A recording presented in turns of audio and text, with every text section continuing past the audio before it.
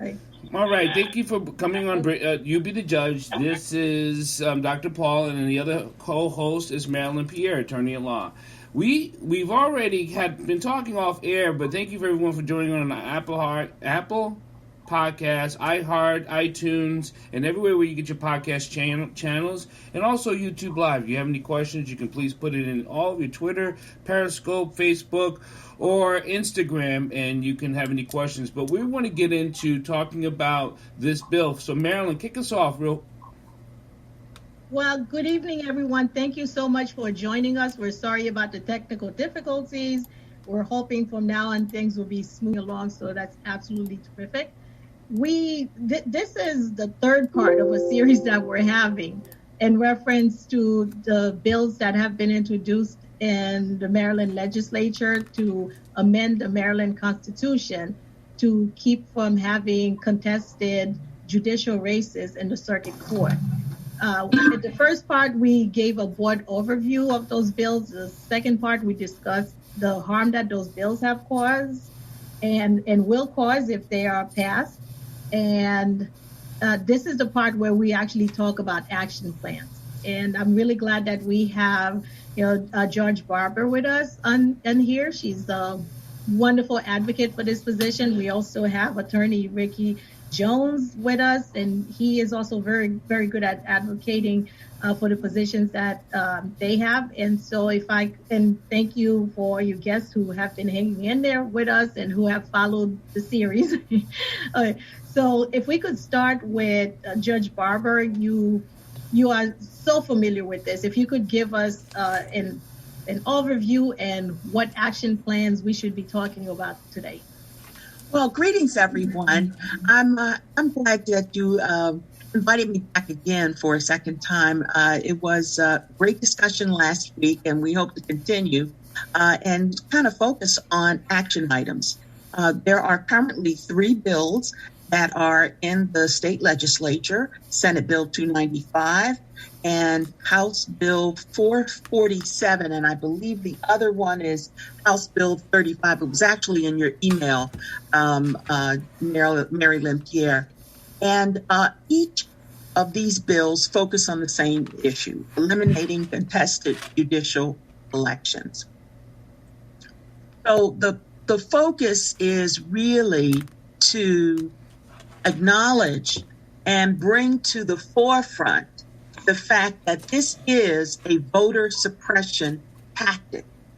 It would totally remove the power of the voter to go to the polls and choose who they want to be as their circuit court trial judge. And these trial judges have a great deal of power in the sense that they have jurisdiction over a large diversity of cases. If you had a landlord-tenant case that was appealed, it would be in the circuit court. If it was a felony trial, if it was a police misconduct trial, likely going to be in the circuit court. If you have to appeal a workers' compensation action, likely it would be in the circuit court. If you have a domestic matter, child support, child custody, marital distribution of property, all of these types of cases, corporate, minority stakeholder suits, shareholder suits, and all corporate matters, even church matters that, for example, if there was a property dispute over churches and deciding on how property is divided for a specific church, a lot of those issues, injunctions, or temporary restraining orders, as they are sometimes called, all of those areas are under the jurisdiction of the trial court. And who is in that chair is so, so important. Number one, because the discussion is, the reason why we want to amend the Constitution is because there are unqualified people who are running for this office, and we want to make sure that only qualified people get into these offices.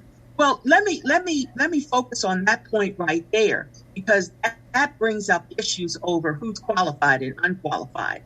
The qualifications are in the state constitution. period. That's how you actually get on the ballot. Is the fact that the Constitution is written in a very broad way, where it allows people, if you are a certain age, more than 35, practice law for 5 years, member of the state, Maryland bar, resident of the state of Maryland, and there's a broad provision in the Constitution about integrity and of good standing. And those are the qualifications that would qualify you. But the focus of the issue that we want to make sure that the public is enlightened about is the fact that when you have judicial nominating commissions, they are not, in their very not transparent way, the best options in choosing judges, because a whole lot of crooked stuff can go on in that arena. Yeah, and we did talk a lot about that last week, which is why we're just hitting that point and moving on to action items. Items. And I don't know if Attorney Jones want to put in a couple of words on this matter so far, because we're talking about action items, what's going to happen next week, and what we can do to prepare for what's going to happen next week. Yes, thank you very much for recognizing me. The only thing I would share is that I don't want it to be missed that this whole idea of eliminating contested elections for the circuit court is extremely significant, because the circuit court, it basically has a hand in the lives of everybody in a significant way on major criminal matters, major civil matters, juvenile, family law, custody, child visitation, appeals from the district court, from administrative agencies, from the orphans court. All of this goes through the circuit court. And you can be pretty certain that once they make a decision, it's very difficult to get it reversed, and it's unlikely you're going to get a writ of certiorari granted. So it is the court that has so much influence over people's lives to eliminate them from having a say-so by way of election is really taxation representation in a way. In other words, you want to just make decisions, not regard the people, impose things that alter their lives significantly, and the people can't say anything. It is absolutely absurd. It's anti-democratic. It's anti-American.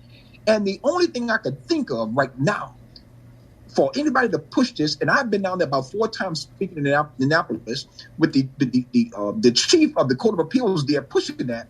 And as I said then, I'll say now, this is unwise. It is anti-democratic, and it seeks to codify the racial discrimination that is systemic in the judiciary in Maryland and other states as well. So it's really a terrible idea. And the first thing we have to do is speak out against it, and then communicate with our legislators to get them to come up with a bill to pass into law, which prohibits the Judicial Nominating Commission from recommending to the governor all of these Caucasians who are objectively less qualified than non-Caucasians, in particular African Americans, and ignore our percentage in the county.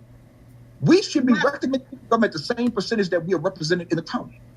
Thank you, Attorney Jones. And Judge Barber, if you could take it from there, what steps can we take? If we don't agree with this law, if we think that it is voter suppression, it's discriminatory, it is not something that's good for our community, it's not good for the people who are going to come in front of these circuit court judges, what can we do in order to fight these bills? Well, the most important focus has to be on everybody that, number one, serves on the Senate Judicial Proceedings Committee, and every senator that, including the chair and the vice chair, the chair is Bill Smith, and the vice chair, continue to let them know that Senate Bill 295 is voter suppression. It's a bad idea. It's anti-democratic, and it should not have a favorable report coming out of the committee. The same thing on the House side. House Delegate Kathleen Dunai. I'm sorry. Let me just stop you for just 1 second. I'm looking at the members of the Maryland Senate Judiciary Proceedings Committee, and William Smith from District 20, he's the chair. Jeff Wallstreicher, I forgot what district he's from, he is the vice chair. Then we have John Jack Bailey, Jill P. Carter, Robert Castley, Shelley Heddleman, Michael J. Hawk. I'm not sure how you pronounce that. Hough. Susan C. Lee, Michael A. Jackson, Charles E. Sidnor III, Christopher R. West. So anybody who has one of these people as their representatives could then write to these representatives and say, I am one of your constituents. And even if they're not one of your representatives, you could say, I am a voter in the state of Maryland, and this is the reason why I don't think this is a good idea. I'm sorry to have interrupted you, Judge Barber. Sorry, Molly, I wanted to say something. Had her hand up. No, we'll get to you, Molly. Real quick, is there a possibility? Is there a lawsuit we can put to this if it does pass? Is there a way we can bring charges on this judgment? Great question, and it hasn't been done yet, and because it hasn't been done, it's really not right. To be thinking in that direction is good, but it would require a lot of work, a lot of effort. We would need almost an army of people to support this initiative. And the scary part. Well, first of all, these bills are written because you're dealing with a constitutional amendment. This would actually it's layered. It has steps. After it comes out of committee, that bill has to match a House bill.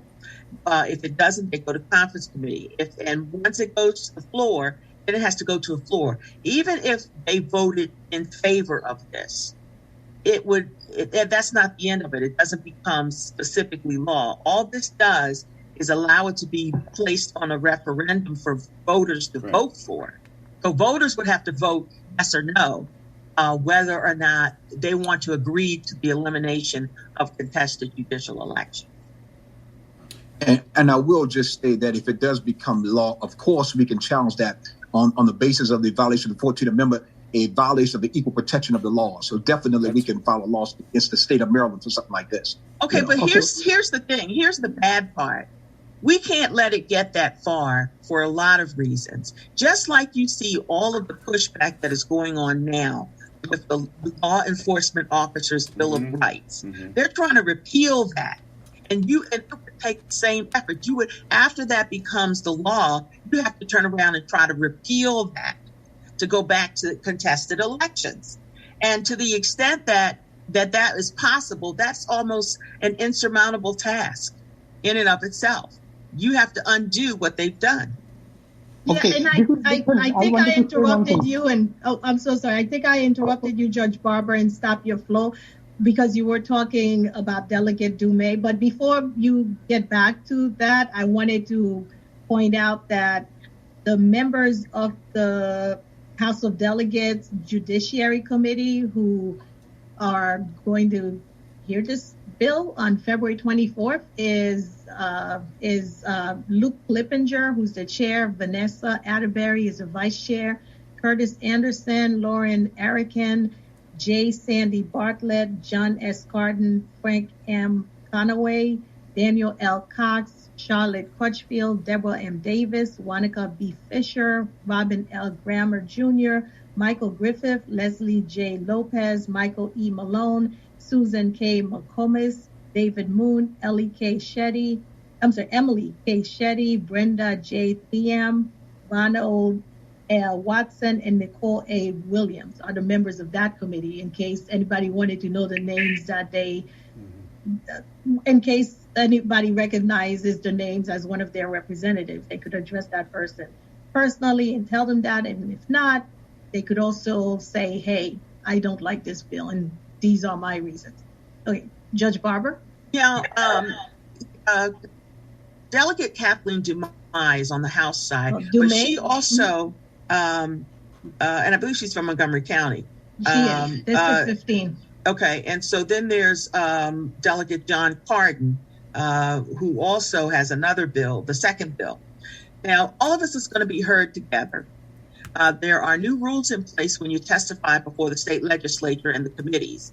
You have to go to the Maryland General Assembly website, and when you go to the main page, you will see in the upper right-hand corner a little box that says My MGA, and that stands for My Maryland General Assembly Portal account. You have to create an account, and you have to identify the legislation that you're going to testify in favor of or against. And you have to identify whether you want to do an oral statement or oral and written. And if you are going to do written statement, you can upload it at that time. And you can only do it during a specific window, 2 business days before the hearing starts. So that means between 8:30 a.m. and 3 p.m. on Monday, the 22nd. That's the time period where you have to sign up to testify, and you have to let them know whether your testimony is going to be oral or written. And then you would be able to be eligible to speak on that day and be available by Zoom. They will send you the link. And only people who have been chosen to speak will be sent the link so that they can testify at that time. Okay, I just want to make sure I give the website again. The website is mgaleg.maryland.gov. And then, okay, and I put it in the chat for the people who are interested. And we have wonderful people that want to join in the discussion. Yes, exactly. We look forward to all the discussions. Okay, I see 2 hands up, but someone said that Molly's hand was up first. Dr. Hawk, do you have a question? No, I don't have anything important to say. Jeff Waldstreicher is my senator, and I have not spoken to him about this, but he's generally very progressive. Oh. And Yvette Butler spoke to him about something similar a couple of years ago. I don't know what the discussion was, but she had a favorable impression of him. And Emily Shetty is my delegate. Yes, and thank you for saying that, because I think that they would both love to hear your position on this matter, because sometimes when you have on the last bill, Judge Barber, there were how many people testifying on the other side, and you were the only one testifying on this side? For the Senate Bill 295, there may have been about 4 or 5 persons that testified. In prior years, it's been more than that. Mm-hmm.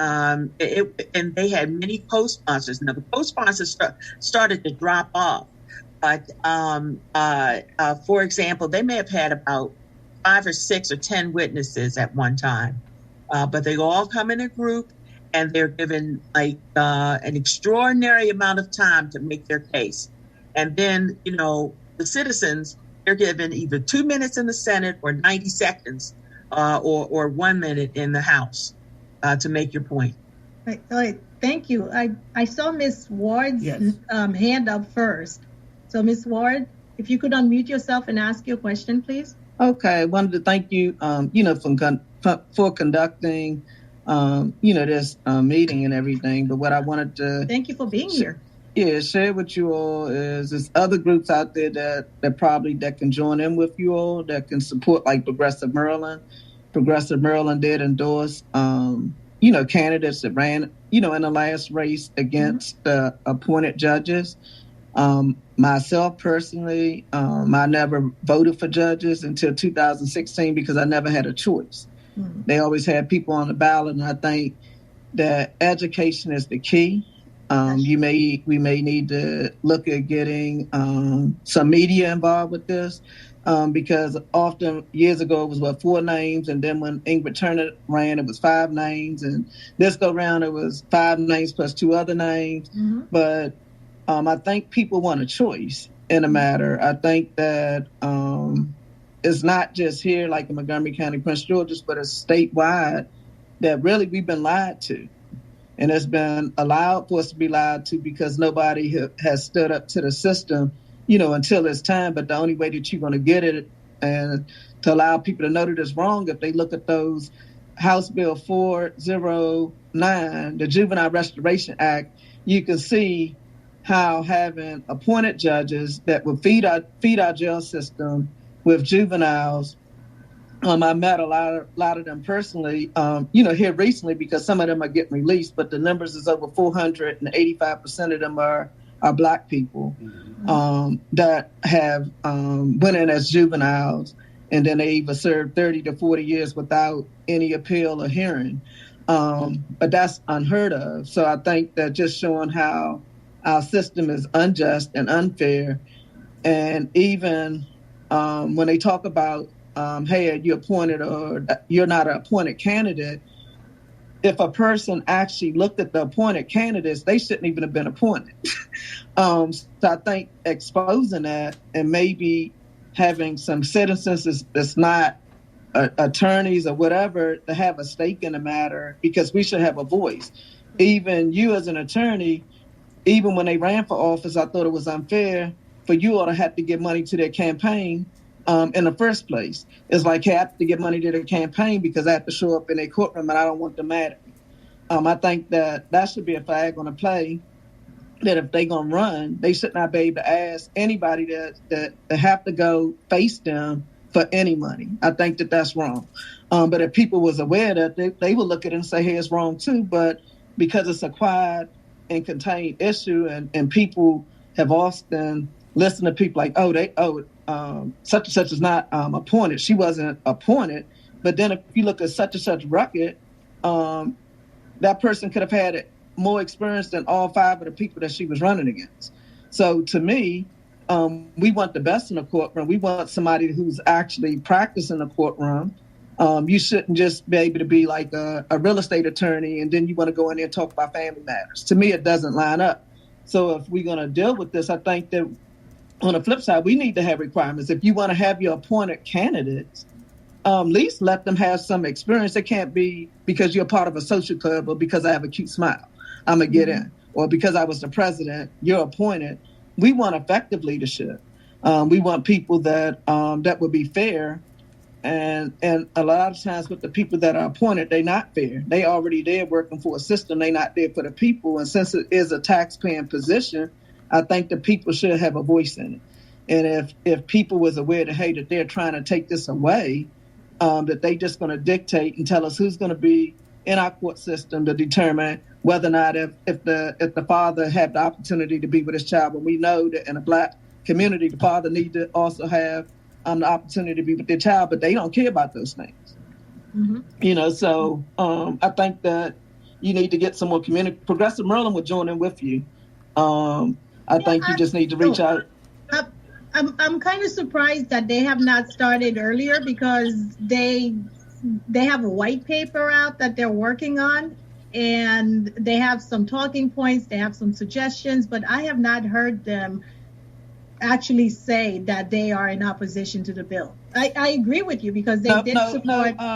Larry Stafford, definitely, they'd be on it. I think that just reach out and have a conversation because we definitely we can be making the phone calls, to all of the different people and even calling their constituent. I think letting the people, all the people that you mentioned on the judiciary or the, on those committees, calling up their constituents and say, are you aware that they're trying to take your right to be to pick your judge? Yes, that's true. I think it's just really just simple as that. So what do you mean? Oh, they just want to give you somebody. A red flag will come up. That's true. So get the community involved. Yeah. Thank you so much, Ms. Ward. The next hand that I saw was Mitham. Mitham, do you want to say anything?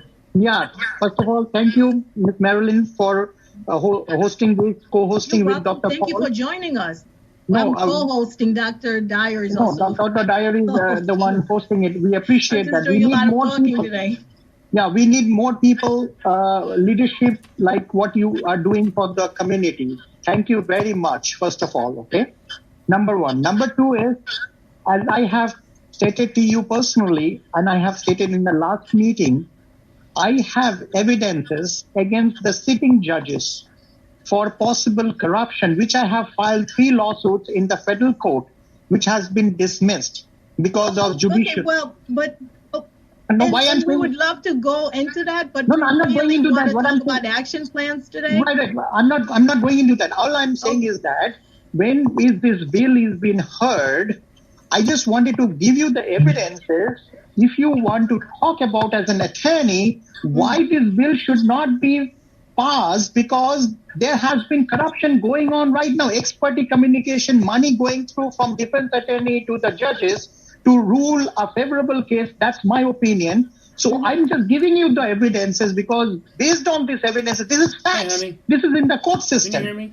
Yes, I understand, but this is crazy. But isn't what it? Can be placed about in Progressive Maryland? Hold on just one second. We were speaking about Progressive Maryland. That's one of their talking points because they said that there should not be attorneys who give money to these judges when they're running for election who then appear in front of these judges. That's one of their talking points. So yes, because some of us recognize there is corruption in the process, and so we're working towards getting the corruption out. And there is the expertise communication. There is expertise communication also. I'm just giving this to you. Yes, exactly. So all of that. It's all of that. So thank you very much for your question. I don't know if Attorney Jones want to address some of the talking points that we have or some of the other issues that would bring us towards what actions we need to take. Well, I'm going to ask Ricky Jones, and thank you for everyone for coming on here to You Be the Judge, and we are here every Wednesday. But Ricky, let me ask you this question, and it is a direct question. We need more people involved. We need people to write. We need people to write their representatives. We need people to sign up so they can do an oral comment. Is there a stronger way for us that you see that we as people can put a stop to this? Is the question. Thank you, Dr. Dyer. One of the things I want to make clear, because people may not know this, is the legal route has already been traveled by Reverend Jones alone, all the way to the United States Supreme Court. Right. And so the next thing that happens after the United States Supreme Court will not hear this, it must be dealt with legislatively. Therefore, we have to not only communicate with our representatives, but flood communication to help them understand the importance of making it a law to prevent this type of racial exclusion that's systemic in the judiciary. So not only do we have to come together, not only do we have to communicate, but we have to be as one in our communication and make our representatives understand the status quo cannot continue. And so that's the first thing. As a member of the NAACP, we have been out in front of the Circuit Court for Anne Arundel County protesting. I'm talking about literally walking with signs. Every avenue that's available, we must exhaust, because as long as we don't take major action, you'll continue to get silence from the judiciary. You see, those who are the beneficiaries of systemic racism will always be, and if we stay silent, nothing ever changes. So we must exhaust all avenues legislatively. We must exhaust avenues in terms of communication. We must exhaust avenues in terms of protesting, the whole 9 yards, because this is racism. And I will leave you with this.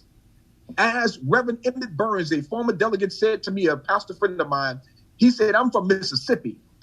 I know racism.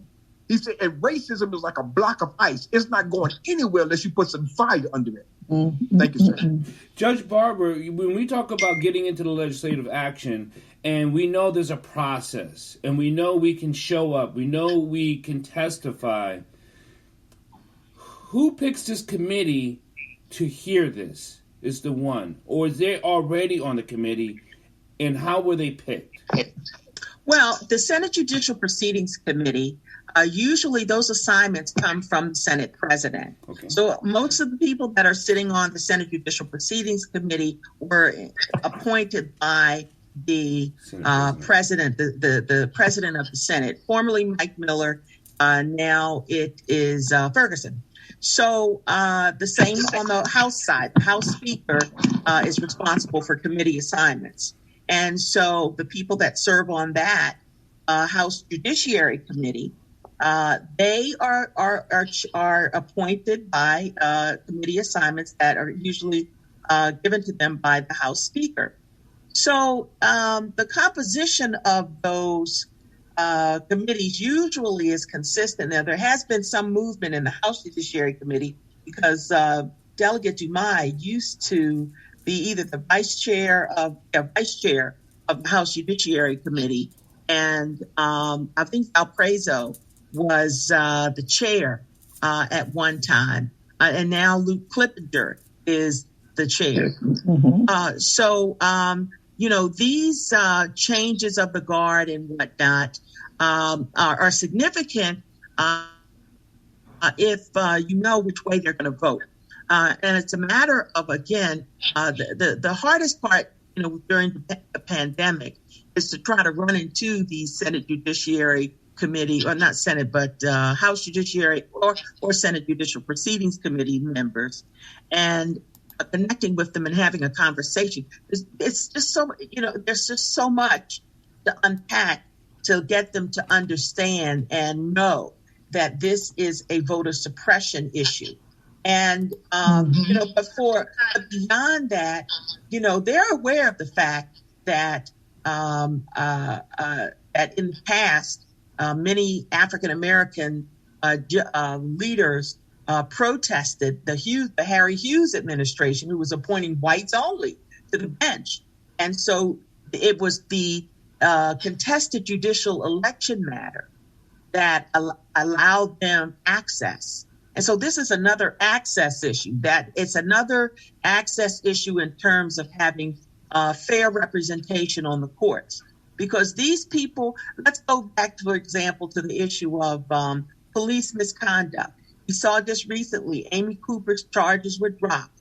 We had a nice prosecutor who decided to drop all those charges after she made that false phone call all over the internet. It just went all over the internet.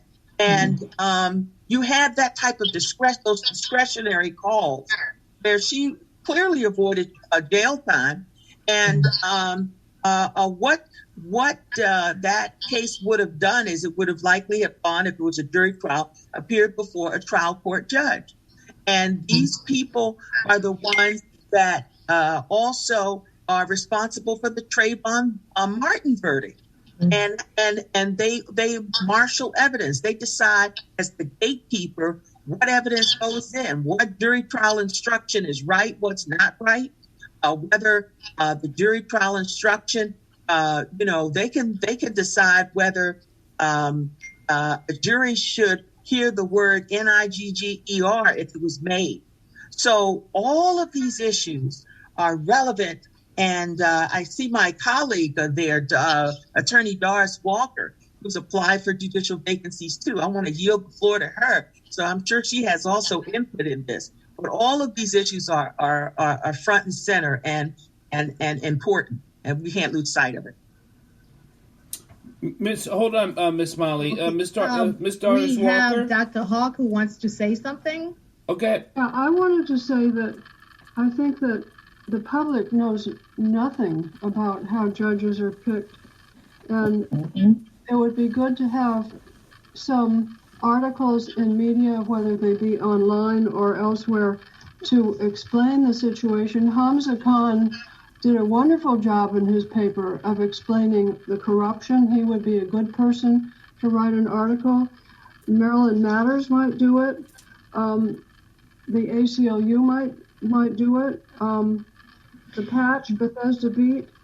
I don't know about the Washington Post, but people don't know anything about it. They need to. Well, during the last judicial election, the Post came out with a pro article in favor of this legislation and the elimination of contest. They just bought into the establishment's argument that choosing judges should be all about the Judicial Nominating Commission.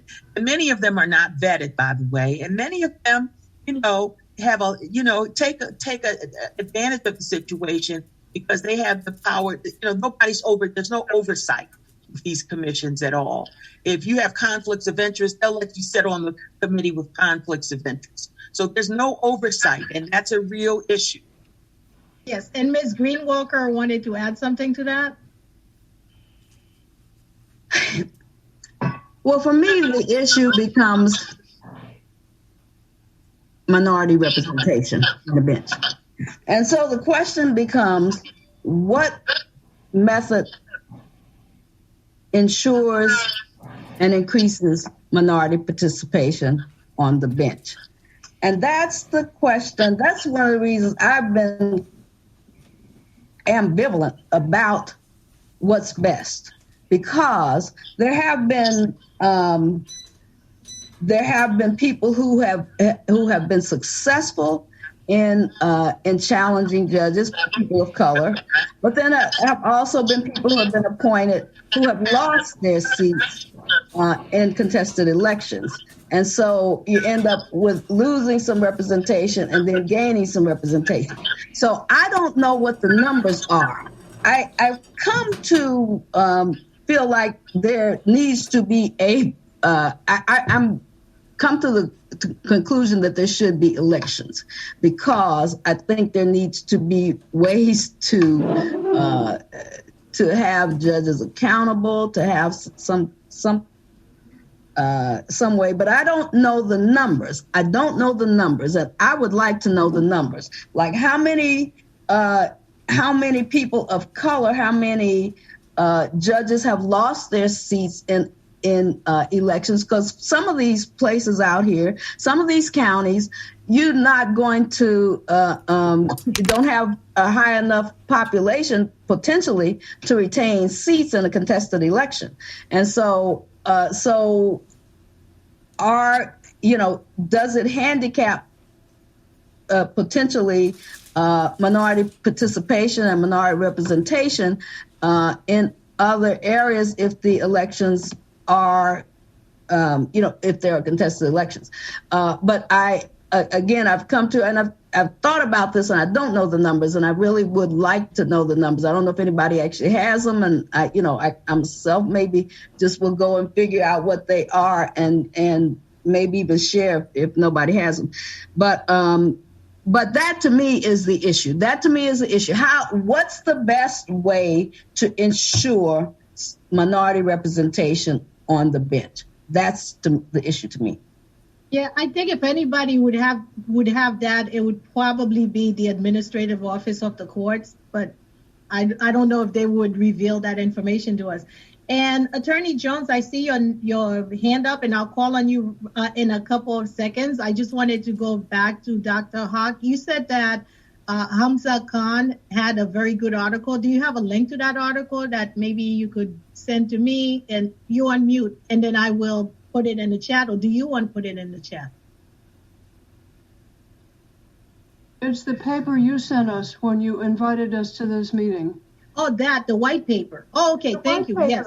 Okay. It's very well done. It exposes all the problems in the courts in Maryland, and he would be a very good person to write an article, or somebody else could write it using his ideas. But I think the first thing is to educate the public with some online media piece before this bill is heard. And I don't think that the Washington Post or Maryland Matters would be, the places to go, but there are some outlets out there that would be very good places for us to look at.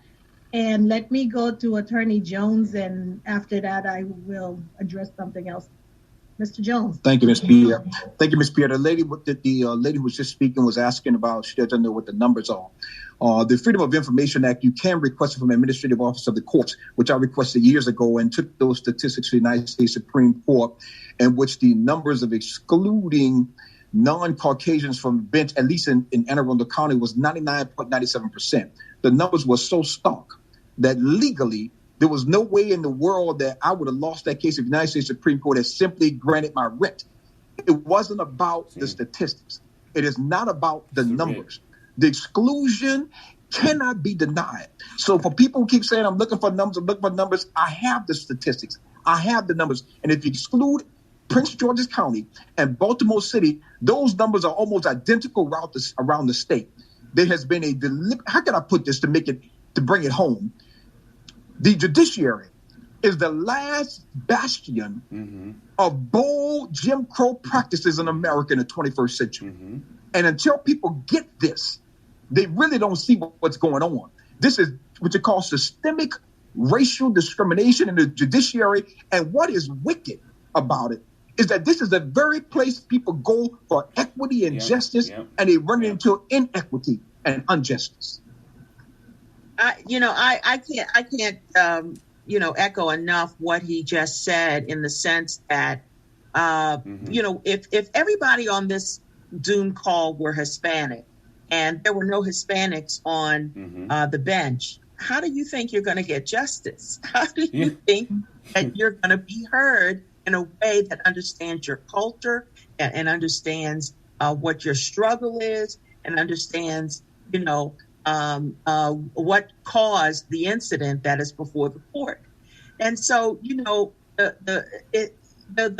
other major problem that we have when you're dealing with racism and when you're dealing with practicing exclusion is the fact that the beneficiaries, just as Reverend Ricky Nelson Jones pointed out, the beneficiaries don't care. They don't want to change the system because it benefits them.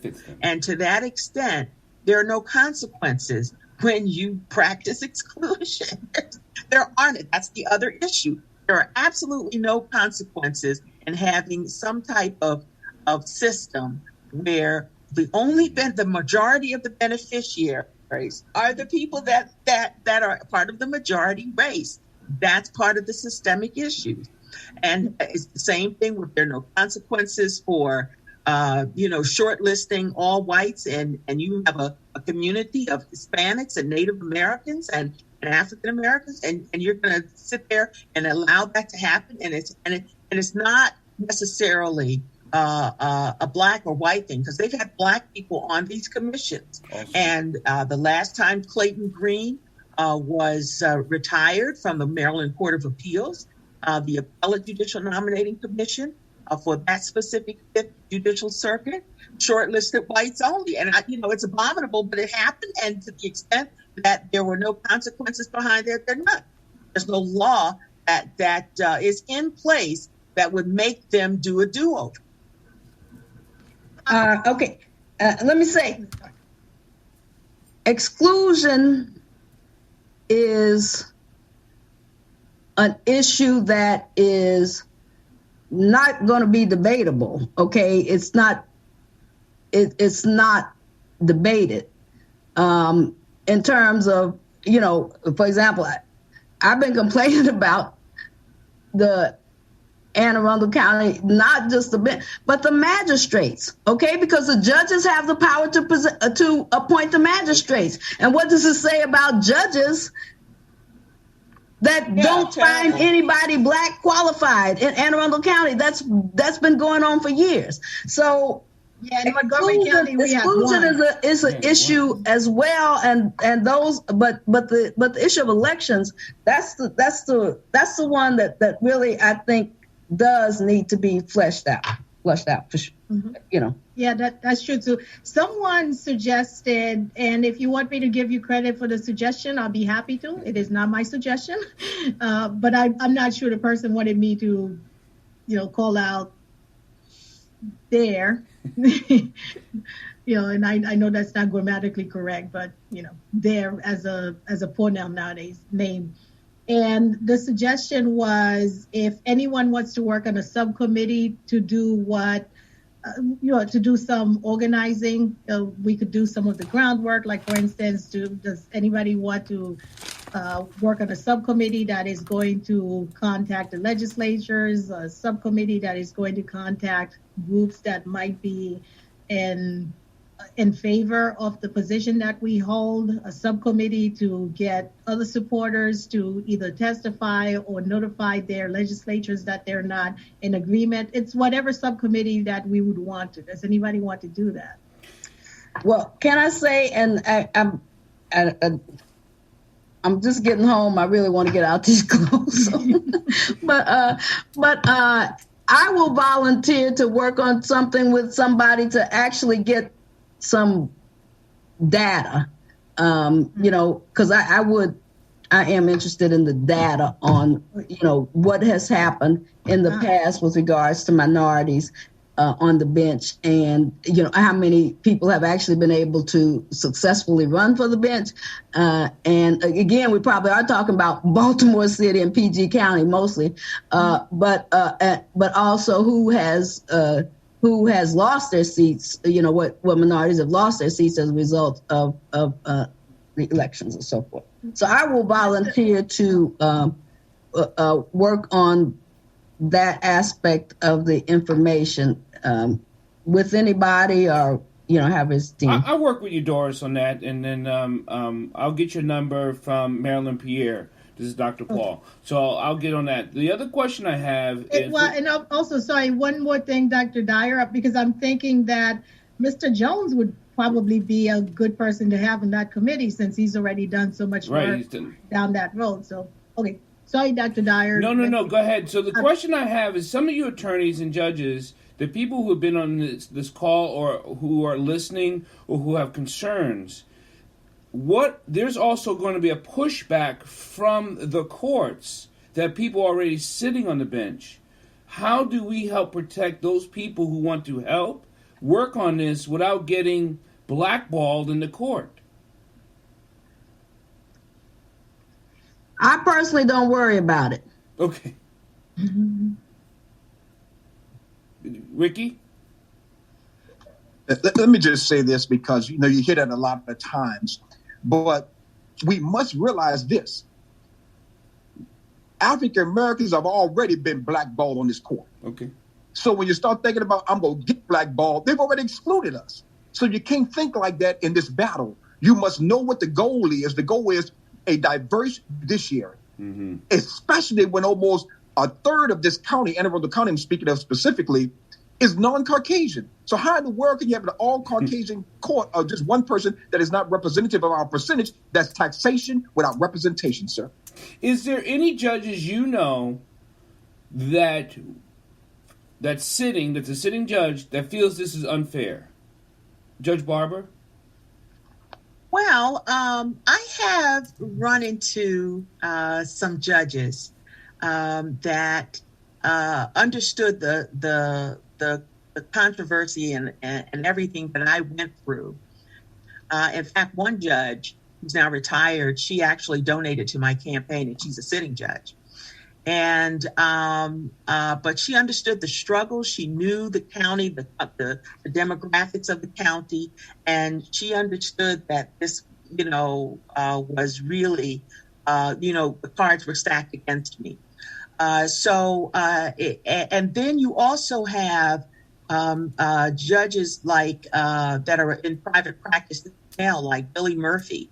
He's a strong advocate. He's not a sitting judge, but he ran for judge decades ago, and he won in Baltimore City against the establishment.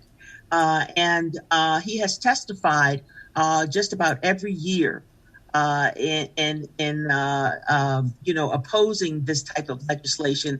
It gets reintroduced every year after year after year after year, and he raises again strong arguments, compelling arguments, and he understands that once this is changed, once the open process is changed to a closed process, it's no turning back from that point. It's a seriously major option to try to reverse course, once this passes. Plus, there are a bunch of judges on the bench already who got there by winning elections. So it varies. One of the things, for example, Doris mentioned that some Black judges ran in contested elections, and they were sitting judges, and they lost, and they were booted off. Well, see, the composition or the demographics change year after year after year. For example, Donna Hill Staten was appointed by, I believe, Governor Glenn Denning, and she was running in a contested judicial election, and she was unsuccessful.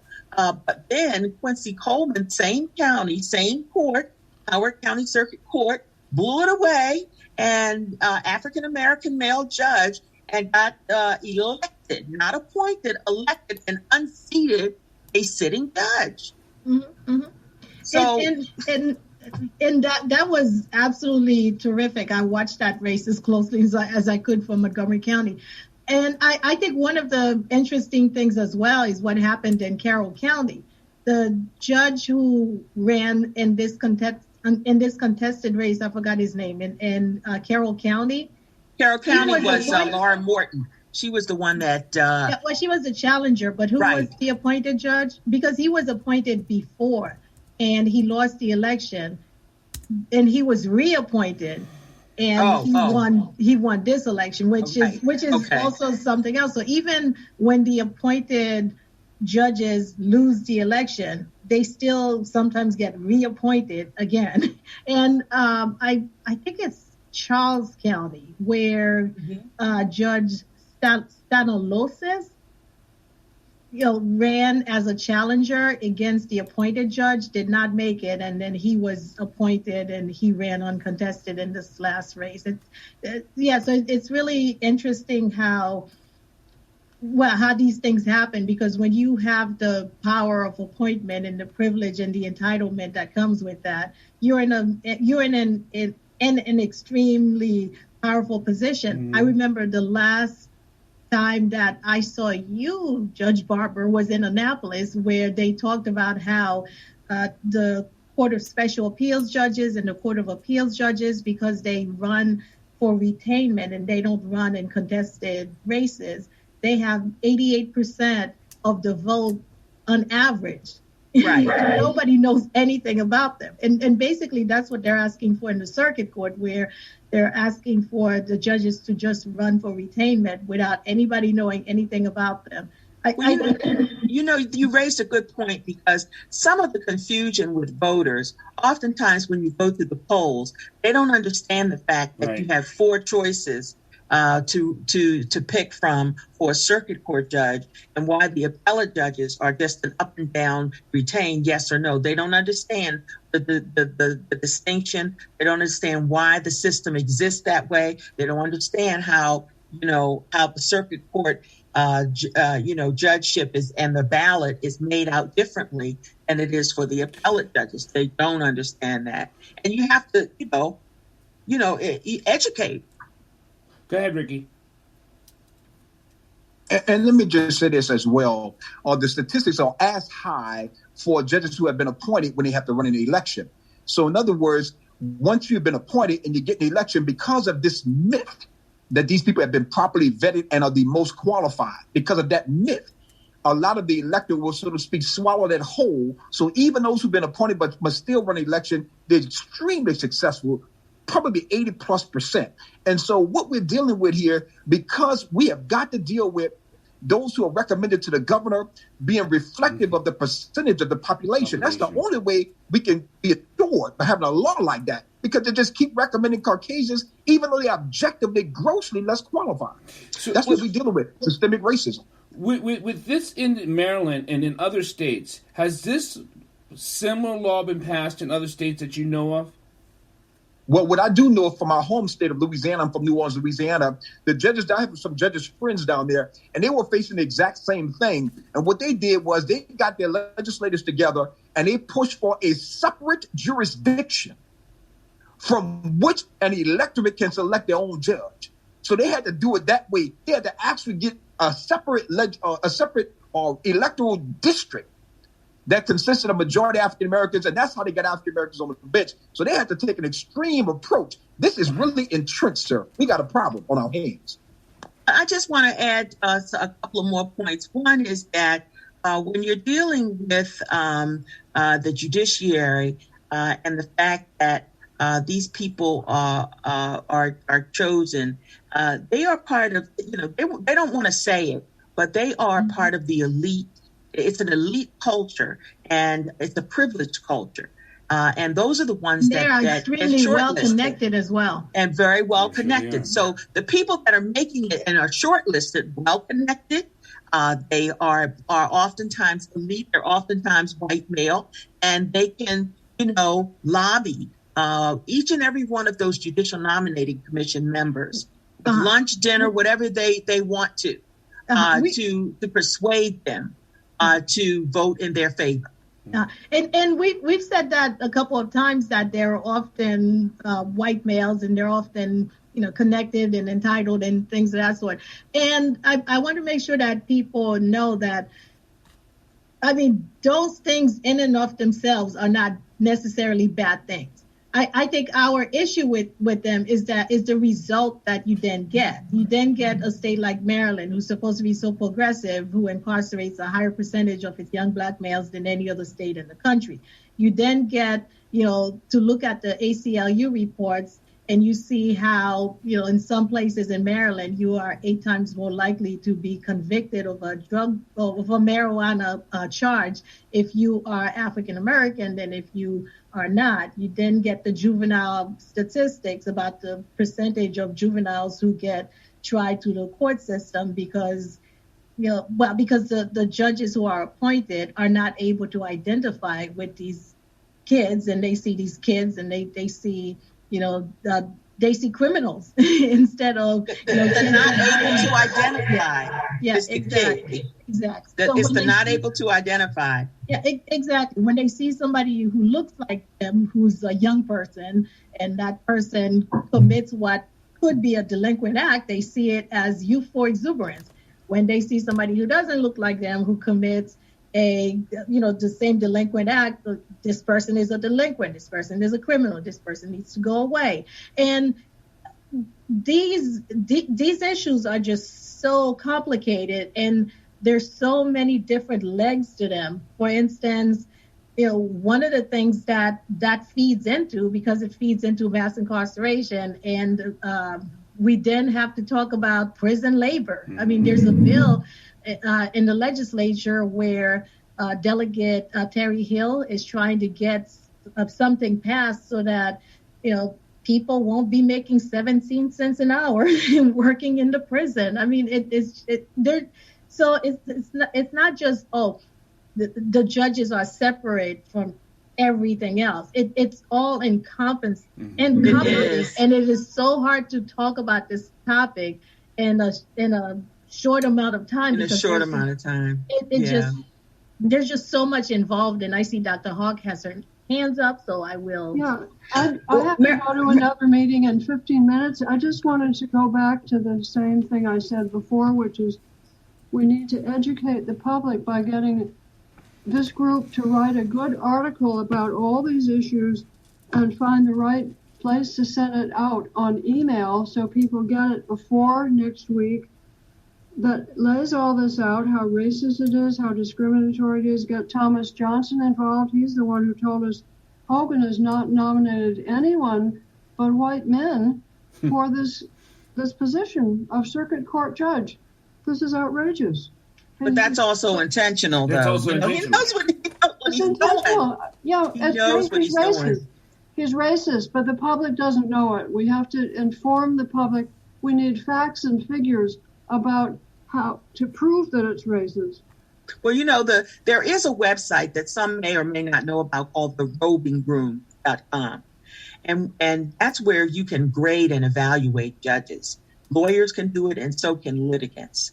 What you will find, though, is that, unfortunately, the federal judges who get lifetime appointments, most federal judges, not all, but most federal judges who get lifetime appointments because they're Article 3 judges, they have the worst ratings because they don't care. So, they have a lifetime job, and it's like, so what? So what? You don't like me? So what? You didn't like the way I ruled? So that's bothersome because I can't see justice being administered in that type of situation. So I'm just trying to be practical. Where are we who's going to write the article, and where is it going to be sent to? Progressive Maryland could help. ACLU could help. Thomas Johnson might have some info. Yeah, I think what I'm planning on doing is speaking to Alan Bowser, because he's the one who sent it to us. So I'm going to speak to him to see if he could speak to Hamza, or either Alan or Hamza could write an article, because I think that's a terrific idea to try to reach out to other people. I do have an article coming out in the Anne Arundel County NAACP newsletter dealing with this specific issue and focusing on voter suppression. Can we also see if we could get it in the Montgomery County branch and NAACP branch newsletter as well? Sure. Because that would also be helpful. Okay. And But Mr. Jones has a question.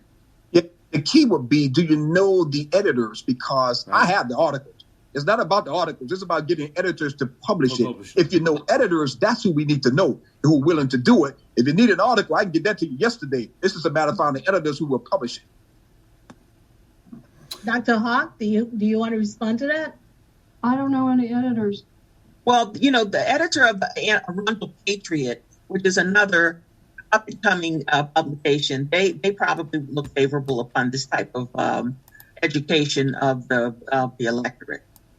So we're going to send it, whatever we have as far and as wide as we possibly can. Yeah, somebody suggested to me privately, so I won't say that person's name unless that person wants me to. But the suggestion was to send it to the Women's Democratic Club of Montgomery County. Oh, yes.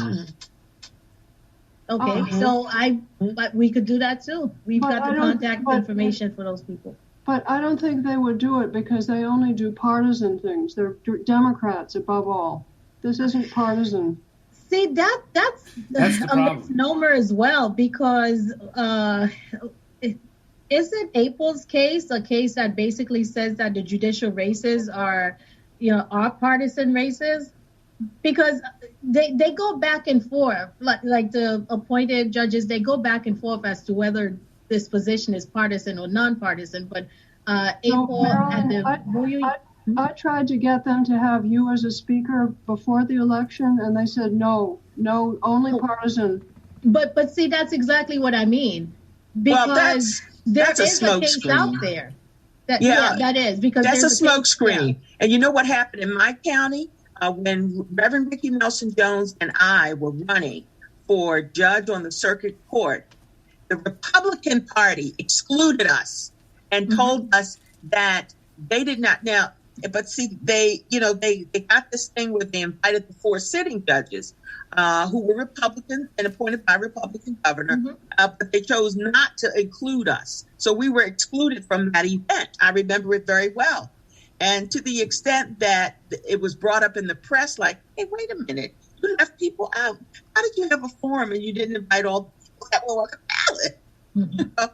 So, I mean, it was just another intentional incident on their part. I want to thank everyone for coming on You Be the Judge. We're back here next Wednesday, same bat channel. Any comments, please email us. Everyone who's been on this call has an email. Email so we can get this organized and get the data. I know I said we're working with Ms. Green.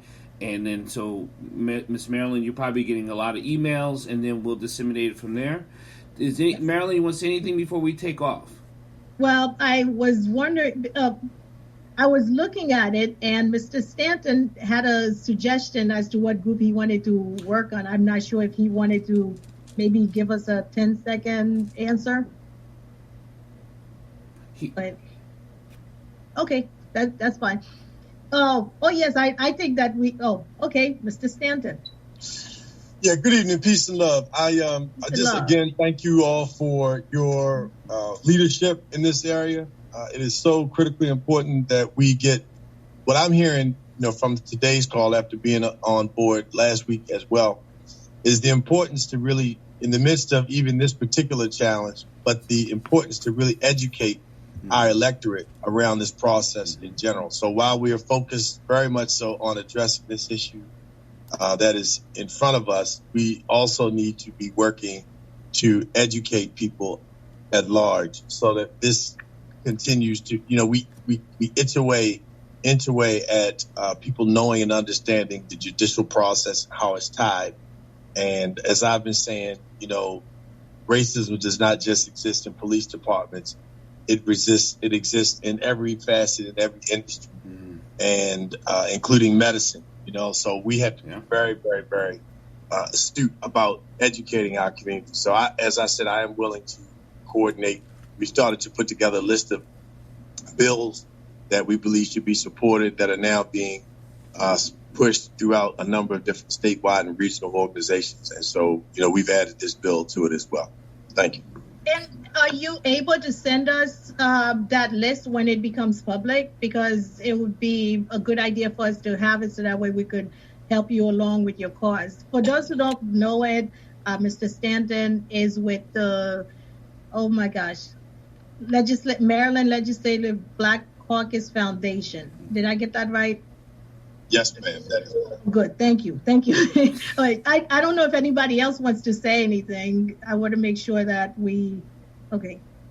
Thank you. Thank you. Well, thank you so much for being here. We really appreciate all your efforts, all your time, and all the energy that you devote to this topic. Thank you. You guys are great advocates for your positions, and we really look forward to seeing you in Annapolis next week. And for those of you who are going to want this so you can share it with your people, you'll be able to catch the show on iHeart and Apple Tunes, and I'll send the link to Marylin. You guys can get from there so you can share it with people so this way they can hear and discuss the discussion of what this is all about. Dr. Hawk? Dr. Hawk? Yeah, I just wanted to say, Judge Barber's article should be widely disseminated, because she knows what she's talking about, and the whole county should hear about it, not just Anne Arundel. This is the whole state should hear about this. This is going to the Maryland General Assembly. So how can we